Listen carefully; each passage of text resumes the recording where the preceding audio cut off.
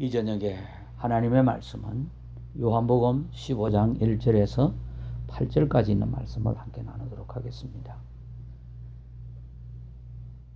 나는 참 포도나무여 내 아버지는 농부시니 내 안에서 열매를 맺지 아니하는 모든 가지는 그분께서 제거하시고 열매를 맺는 모든 가지는 깨끗하게 하사 그것이 더 많은 열매를 맺게 하시느니라. 이제 너희는 내가 너희에게 일러준 말로 깨끗하게 되었으니 내 안에 거하라. 나도 너희 안에 거하리라. 가지가 포도나무 안에 거하지 아니하면 스스로 열매를 맺을 수 없는 것 같이 너희도 내 안에 거하지 아니하면 더 이상 열매를 맺을 수 없느니라. 나는 포도나무여 너희는 가지니 사람이 내 안에 거하고 내가 그 안에 거하면 바로 그 사람은 많은 열매를 맺나니 나 없이는 너희가 아무것도 할 수 없느니라. 사람이 내 안에 거하지 아니하면 그는 가지처럼 버려져서 시드나니 사람들이 그것들을 모아 불 속에 던져 태우느니라. 너희가 내 안에 거하고 내 말들이 너희 안에 거하면 너희가 원하는 바를 구하라. 그러면 그것이 너희에게 이루어지리라. 너희가 열매를 많이 맺는 것 이것으로 내 아버지께서 영광을 받으시나니 이로써 너희가 내 제자가 되리라. 아멘. 살아계신 하나님 아버지, 이 진리의 말씀을 우리 각자 심령 속에 역사해 주시옵소서. 예수님의 이름으로 기도드렸습니다. 아멘. 오늘은 나는 참 포도나무요, 예수님이 선언하고 있는 이 선언의 말씀을 함께 나누기를 원합니다. 당시 유대 나라에서 가장 많이 재배했던 작물은 포도였습니다. 예수님은 자신을 참 포도나무로, 하나님을 포도나무를 재배하는 농부로, 제자들을 포도나무에 붙어있는 가지로 비유하셨습니다. 예수님이 하나님 아버지와 자신과의 관계를, 또한 자신과 제자들의 관계를, 결국은 예수 믿는 사람과 예수님과의 관계를 이 포도나무의 비유를 들어서 설명하고 계신 것이죠. 이 비유 안에 귀중한 진리가 담겨져 있다고 생각합니다. 먼저 하나님이 포도나무의 농부라면 가장 원하는 것이 무엇일까요? 그것은 틀림없이 포도나무가 가지마다 포도송이가 주렁주렁 열리는 마음일 것입니다. 포도나무의 열매를 탐스럽게 열리는 것을 우리가 보기 위하여서는 어린 포도나무를 심고 나서 3년간은 농부가 열매를 맺지 못하도록 아주 관리를 잘 한다고 그래요. 아주 매년 철저하게 관리를 한다고 그래요. 그런 표현을 15장 2절에서 이렇게 표현하고 있다라고 저는 여겨집니다. 내 안에서 열매를 맺지 아니하는 모든 가지는 그분께서 제거하시고 열매를 맺는 모든 가지는 깨끗하게 하사 그것이 더 많은 열매를 맺게 하시느니라. 이렇게 표현하고 있습니다. 저는 여기 2절에서 제거하시고라는 이 말씀을 잘라버린다, 그러니까 제거한다, 싹둑 잘라버린다, 이런 말의 의미보다는 이 어린 포도나무를 세워주고 받쳐준다는 의미로 해석하고 싶습니다. 아직 어린 포도나무는 무엇보다도 먼저 세워주고 받쳐주고 많은 열매를 맺도록 보살펴 줘야 한다는 것이 이 포도나무의 사항을 보면서 아버지 하나님께서 그 심정을 말씀하시고 있는 것입니다. 하나님은 사랑의 하나님이시고 하나님은 인자의 하나님이시고 하나님은 상한 갈대를 꺾지 아니하시고 꺼져가는 등불을 끄지 아니하십니다. 우리가 연약하고 탈진할 때 정말 우리를 세워주고 받쳐주시는 분이 하나님 아버지십니다. 왜 그럴까요? 예수 그리스도를 믿음으로써 예수 그리스도 안에서 정말 우리 인생의 풍성한 삶을 맛보도록 하기 위한 하나님 아버지의 배려라고 저는 여겨집니다. 그 다음 농부가 포도나무에 가지치기를 합니다. 그 표현이 깨끗하게 하사 라는 이렇게 말씀하고 있다라고 여겨집니다. 깨끗하게 하사. 여기 이 말씀은 전지 작업, 잘라주는 작업을 말합니다. 그리스어로 카사이로라는 단어인데 이 말은 과일나무가 열매를 계속 맺을 수 있도록 죽은 가지를 잘라내고 또 순을 따주고 작은 가지들을 솎아내는 과정을 말합니다. 농사 짓는 사람들은 알겠지만 과일나무의 마른 가지들은 해마다 꺾어줘야 합니다. 그리고 지난해에 열매를 맺었던 가지들도 잘라줘야 하고 또 나무 가지는 힘이 한계가 있기 때문에 순이 너무 많이 나와도 나무에 무리가 가므로 순도 따줘야 합니다. 그렇기 때문에 과일나무를 키울 때는 아깝지만 부지런히 솎아주고 따줘야 합니다. 이렇게 함으로써 최상품의 포도가 맺게 되는 것이죠. 어떤 사람이 구원받았습니다. 그 어떤 사람이 나이가 얼마든 간에 구원받았다는 것은 거듭났다는 것은 이제 엄마 뱃속에서 의왕하고 태어난 거나 마찬가지입니다. 어린아이지요. 이 어린아이는 양육되어져야 됩니다. 그 말은 무슨 말이냐? 관리하고 그리고 세워주고 받쳐줘야 합니다. 잘못된 것이 있으면은 교정해주고 그리고 자꾸 옳은 것들을 반복해서 하게끔 하고 그 옳은 것이 생활의 습관화될 수 있도록 지도해야 되고 관리해야 되고 보살펴야 되는 것입니다. 그런데 이제 어느 정도 장성하게 되면은 어떻게 되나요? 자기 행동에 대한 책임을 지게 되죠. 결국 포도나무에 이 가지치기를 하는 것과 같다는 것입니다. 우리 그리스도인들이 어린아이 일을 버리고 장성해진다는 것은 무엇이냐? 이 세상에서 구별된 삶을 사는 것에 관하여서 말씀하고 있는 것입니다. 구별된 삶은 무엇인가? 이 세상 속에 살고 있지만 이 세상 속에 동화되지 아니하고 이 세상에서 영향을 끼쳐가는 삶을 이야기하는 것입니다. 이 세상에 영향을 끼쳐가는 삶을 살려고 하면은 예수 믿기 전에 내가 하는 행동을 가지고 계속해서 이 세상에 영향을 끼쳐갈 수가 없습니다. 이 세상에 살면서 내가 예수 믿기 전에 가졌던 나쁜 습관들 그리고 하나님이 기뻐하지 않는 습관들이 있습니다. 그런 것들을 하나님께서 이제 전지 작업을 하게 되는 것이죠.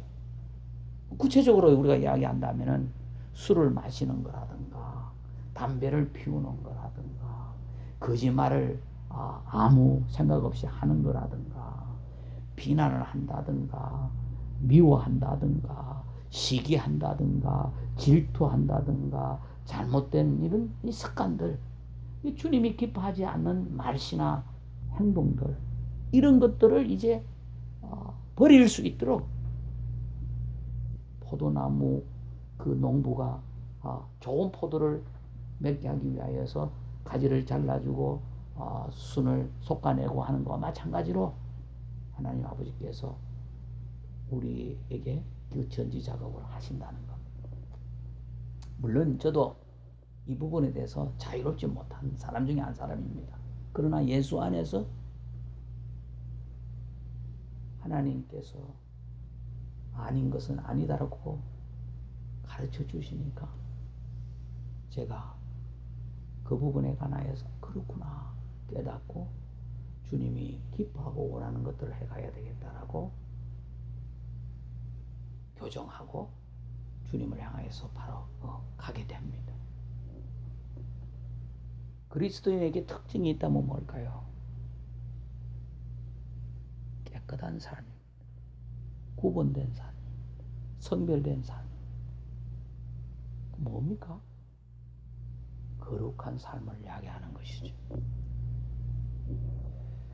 하나님의 속성 가운데 가장 귀중한 속성이 뭘까요?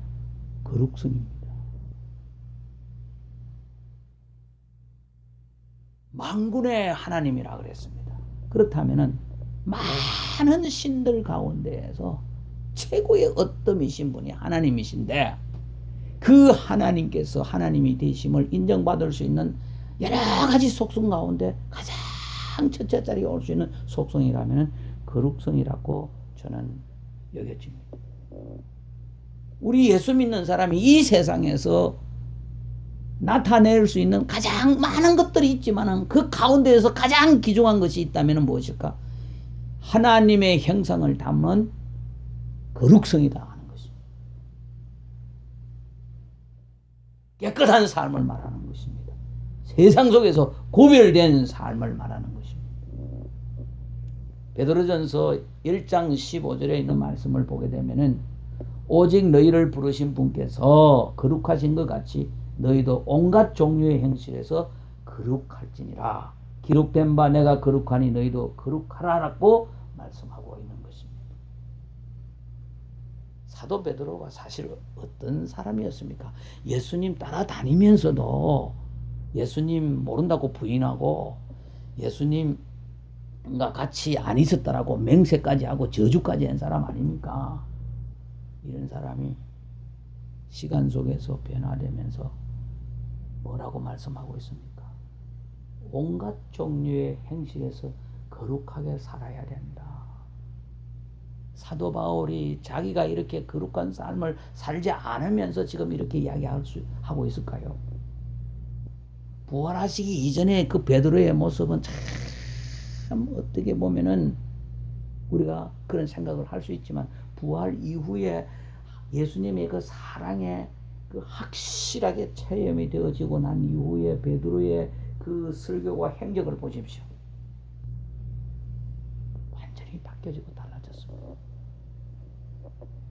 그는 분명히 구약 성경 레위기 11장 44절과 45절의 말씀을 인용할 정도로 내가 거룩하니 너희도 거룩하라고 말씀하셨던 이 말씀을 붙잡고 그는 계속해서 자기의 그 거룩성을 지켜나가면서 그 당시에 그 사회 가운데에서 확실하게 구별된 삶, 성별된 삶, 거룩성을 가지고 사도의 역할을 했다는 것입니다.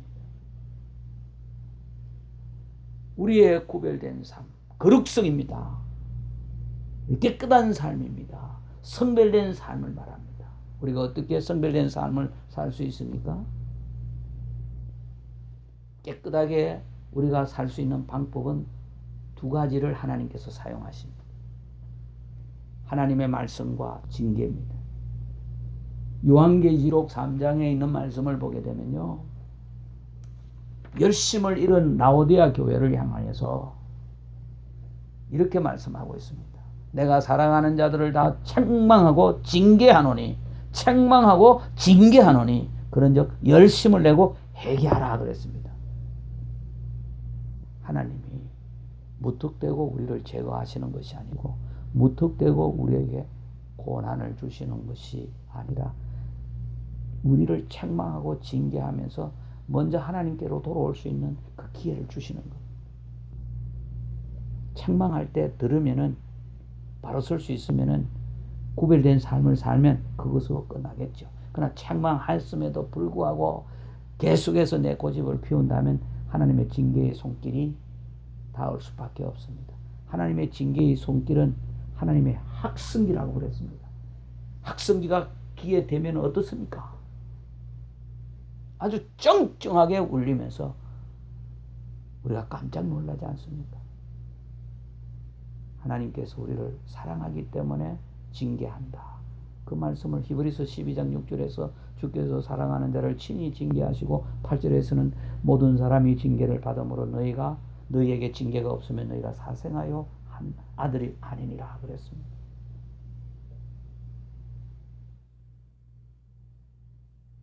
예수를 잘 믿게 하고 풍성한 삶을 살게 하기 위하여서 우리에게 책망이 있습니다. 그 책망은 무엇입니까?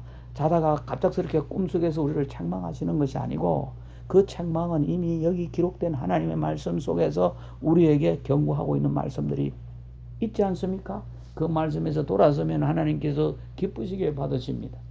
그러나 그 말씀대로 살지 않을 때는 결국은 하나님께서 징계의 손길을 펴면서 우리를 가지치기를 할 수밖에 없는 것입니다. 왜? 가지치기를 하지 않는 사람은 사생하여 아들이 아니라고 그렇게 말씀을 하고 있습니다. 소아시아의 그 7교회를 보십시오. 책망이 없는 서문화 교회와 빌라델피아 교회를 빼고 다 칭찬과 책망이 있는데, 그러고 난 다음에 어디서 너희들이 그렇게 된 것인지 기억하고 생각해서 회개하라고 말씀하고 있는 것입니다. 회개하라라고 말씀하실 때는 하나님께서 지금 징계의 손길을 펼친 겁니까? 안 펼쳤지요. 정확하게 그 사실을 말씀해 주고 있는데, 회개하라고 말씀하셨을 때에 그때 돌이키고 회개한다면은 실제적으로 징계의 손길이 뻗치지 않습니다. 그리고 하나님이 원하시는 삶 속으로 우리가 들어가게 되면은 하나님께서 우리에게 풍성한 열매를 맺을 수 있도록 인도하시는 것이죠. 그러나 그렇지 않을 때에 결국 하나님께서 우리에게 징계의 손길을 댈 수밖에 없는 것입니다. 이렇게 징계를 통하여서 하나님께서 우리를 성별하신다, 깨끗하게 하신다, 거룩하게 살아가고자 하신다. 그 다음 4절에 있는 말씀을 보게 되면 내 안에 거하라 나도 너희 안에 거하리라. 가지가 포도나무 안에 거하지 아니하면 스스로 열매를 맺을 수 없는 것 같이 너희도 내 안에 거하지 아니하면 더 이상 열매를 맺을 수 없느니라고 말씀하고 있습니다. 가지가 스스로 가시를 맺는 것이 아닙니다. 가지가 할 수 있는 것은 무엇입니까? 스스로 나무에 붙어 있는 겁니다. 나무에 붙어 있기만 하면 실은 나무가 다 해주게 되어 있죠. 그런데 주님께서 뭐라고 말씀하십니까? 이상한 것은 가시를 많이 맺으라고 직접적으로 말씀하시는 명령은 없습니다. 그리고 5절과 6절을 계속해서 보십시오. 거하라고만 말씀하십니다. 여기 거하라고 하는 말씀이 1절에서 8절까지 있는 말씀을 보게 되면 10일에나 사용하고 있어요. 계속 머문다는 말입니다. 계속 붙잡고 놓지 않는다는 것입니다. 무슨 말씀일까요? 이 거한다는 것이 무엇입니까? 하나님의 말씀에 젖어 있으라 하는 것입니다. 하나님의 말씀에 머물러 있으라.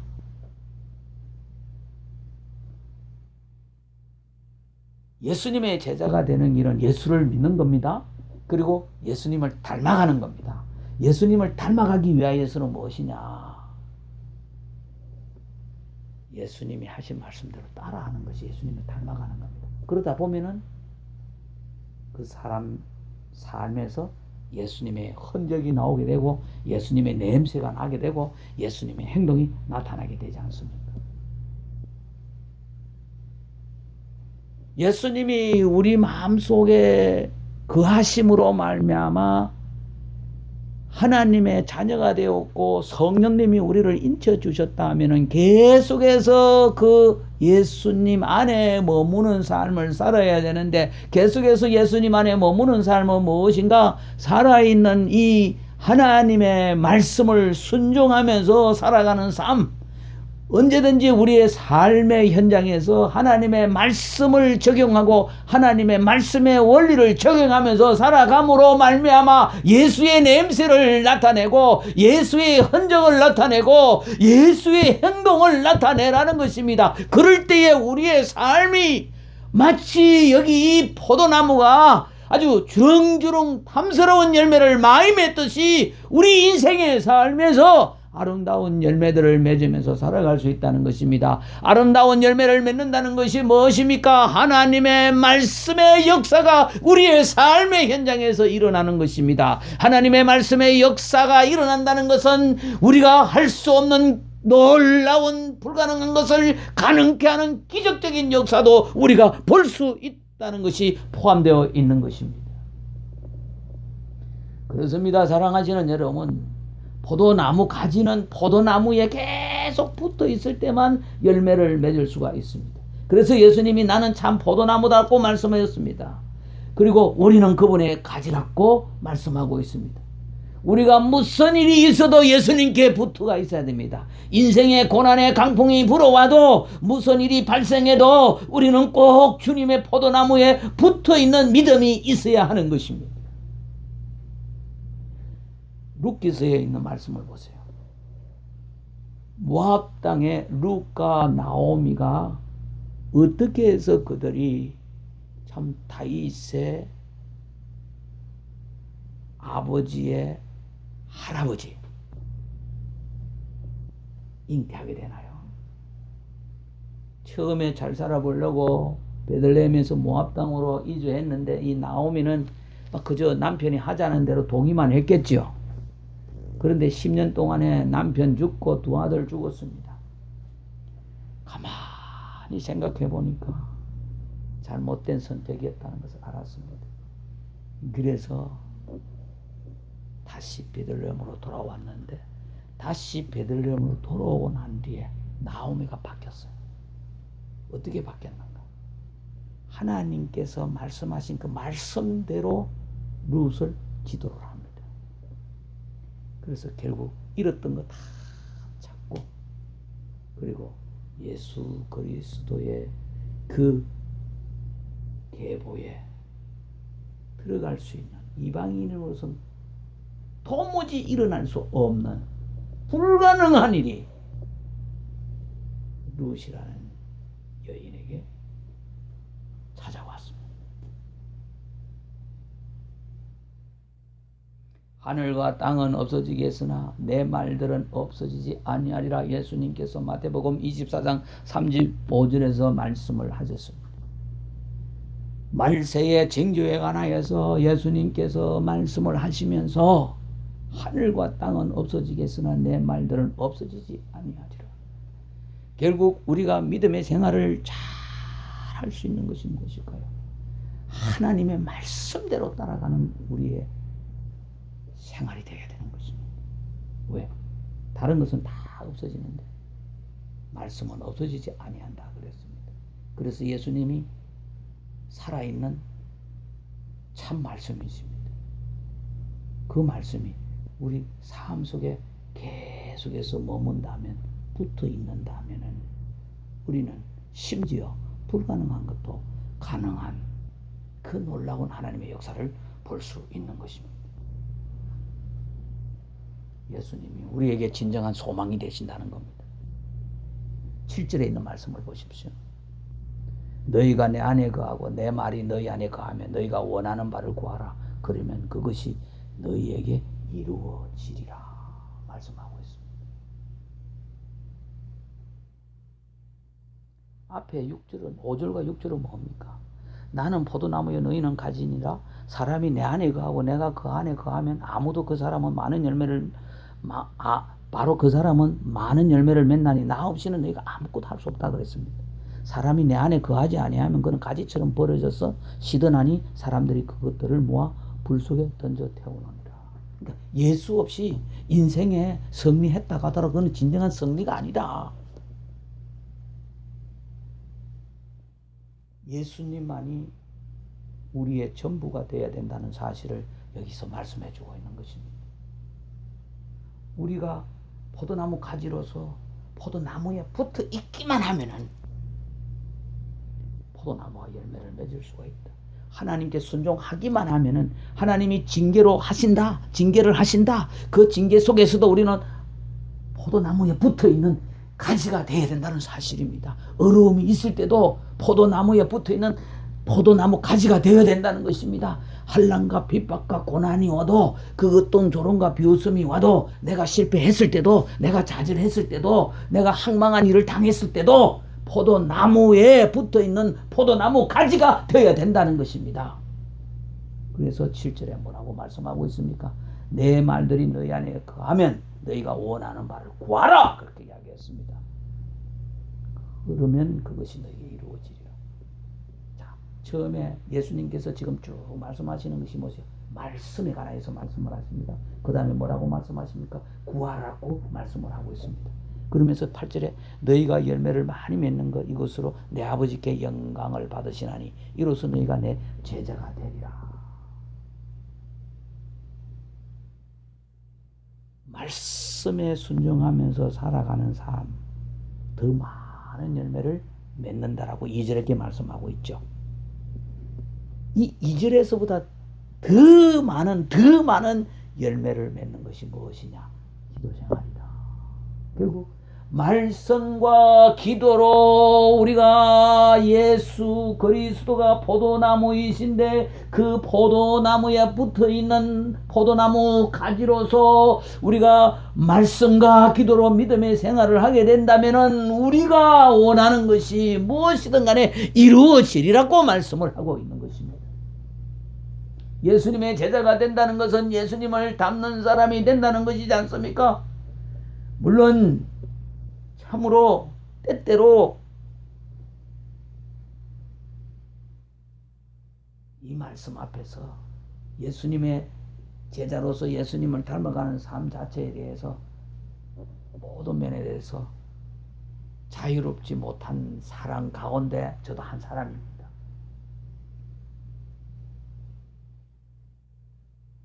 그러나 우리가 이 말씀을 통해서 우리 다 함께 도전받을 수 있지 않습니까? 우리가 포도나무 가지로서 포도나무에 붙어 있기만 하면 말씀과 기도로 우리가 주님 중심적인 삶을 살아가게만 된다면 주님께서 너희가 원하는 바를 구하라 그것이 너에게 이루어지리라.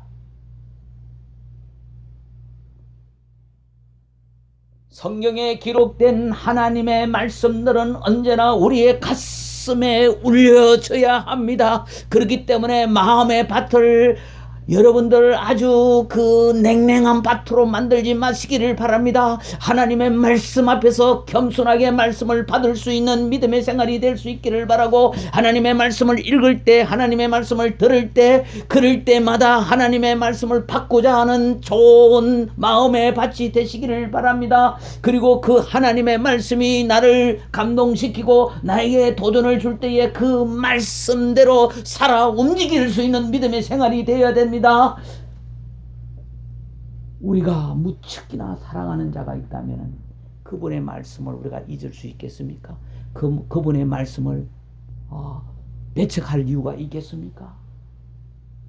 사랑하는 자의 말은 따지고 분석해서 받아들이는 것이 아닙니다. 무조건적으로 받아들입니다. 왜? 사랑하니까. 우리가 주님을 사랑한다면 그분의 말씀에 우리의 마음에 담고 그분의 말씀을 우리의 마음에 담고 살아야 합니다. 하나님의 말씀을 마음에 담고 간직하며 묵상하고 하나님의 말씀을 붙잡고 기도한다면 주님이 말씀하신 대로 너희가 원하는 바를 이루어지리라. 그리고 하나님의 영광을 볼 것이다. 이 저녁에 너희들은 나에게만 붙어 있으라. 그렇게 말씀하고 있습니다. 붙어 있되 말씀과 기도로 붙어 있으라 말씀하고 있습니다. 우리의 믿음의 생활이 말씀과 기도로 균형을 이루어가며 아름다운 열매를 맺는 믿음의 생활이 되시기를 바랍니다. 기도하겠습니다.